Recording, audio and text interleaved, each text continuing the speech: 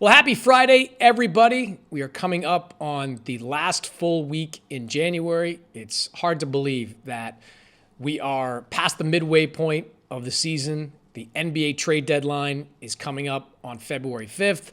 We've got the All-Star game just around the corner. Pretty soon the playoffs are going to be starting. This season is it's really just flying by. I was in Detroit this past week. Was out there for about 5 days, caught a couple of games. The Pistons in the middle of one of the most remarkable 2-year turnarounds that I've seen in a long time. You remember, less than 2 seasons ago, Detroit was a 14-win team.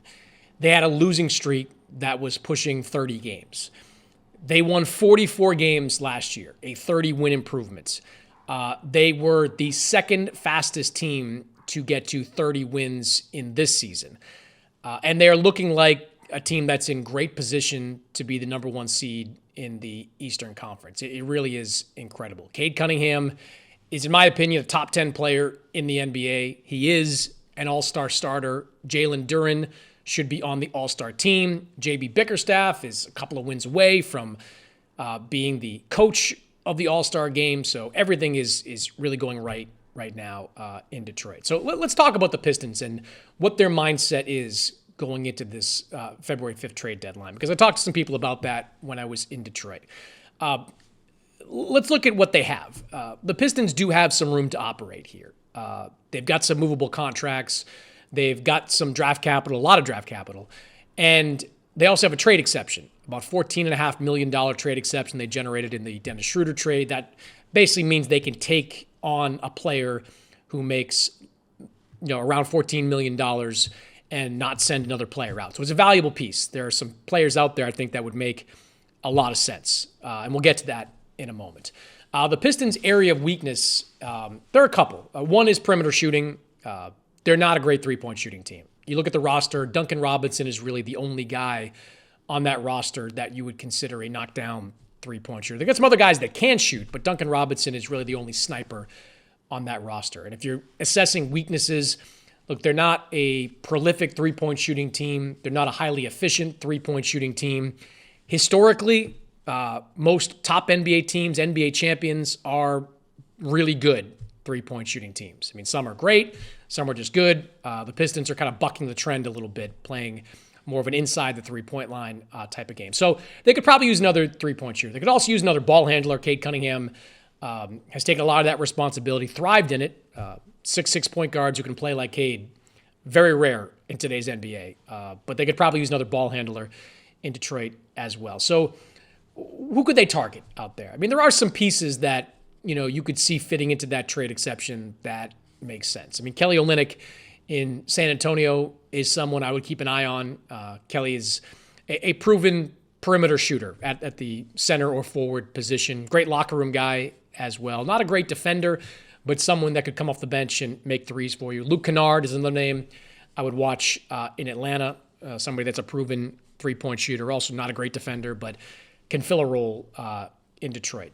I know there's been some internet chatter, league-wide chatter about maybe the Pistons could do something big.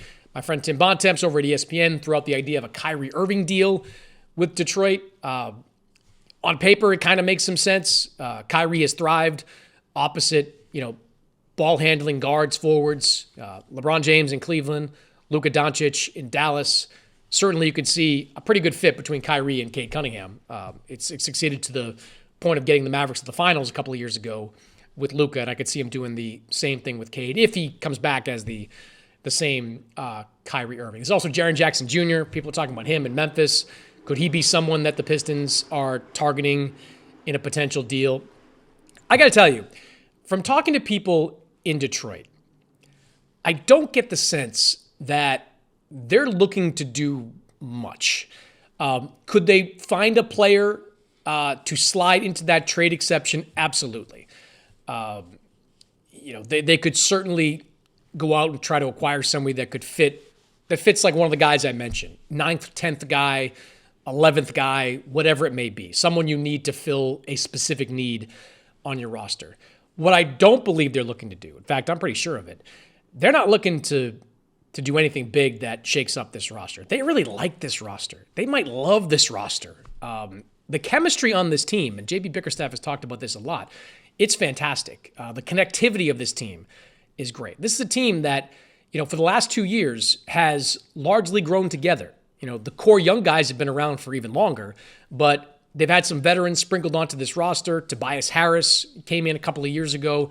Duncan Robinson, Javonte Green. These are guys that have had a positive impact on this locker room. And the Pistons really like the results of this roster developing together. They're a throwback type of team. There's no doubt about that. They play inside the three-point line. They're physical. There's a reason they're leaning all the way into this whole bad boys nostalgia. They're trying to get back some of that or be that type of team. Dominate the paint offensively and defensively. That's the kind of team that they're looking to be. And they want to see what comes of it. They want to give it a go.